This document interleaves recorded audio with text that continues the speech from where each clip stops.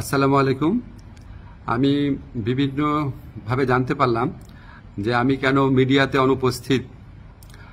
এটা নিয়ে সোশ্যাল মিডিয়াতে বিশেষ করে বিভিন্ন জল্পনা কল্পনা হচ্ছে এবং কেউ কেউ এই ধরনের আজগুবি কথাও বলছেন যে আমি নাকি বিদেশে চলে যাচ্ছি।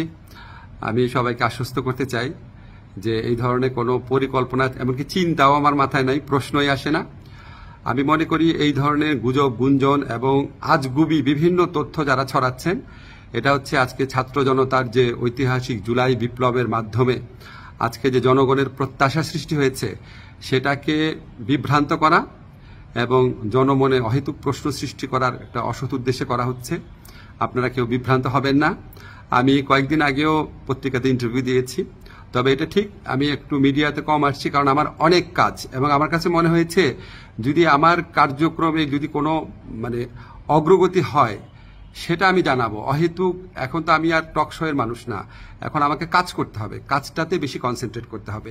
তো আমার প্রবাসী কল্যাণ মন্ত্রণালয় এবং আইন মন্ত্রণালয় দুই ক্ষেত্রেই কিছু অগ্রগতি হচ্ছে। অল্প কিছুদিনের মধ্যে আপনাদেরকে অগ্রগতিগুলো জানাবো।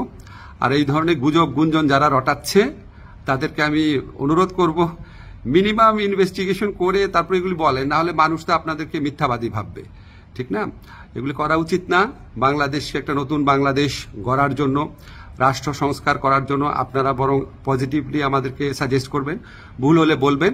একদম সম্পূর্ণ আপনার আজগুবি, একদম অবিশ্বাস্য অকল্পনীয় তথ্য এগুলি দেওয়া তো কোনো মানে হয় না, এটা এক ধরনের চরিত্র হননও।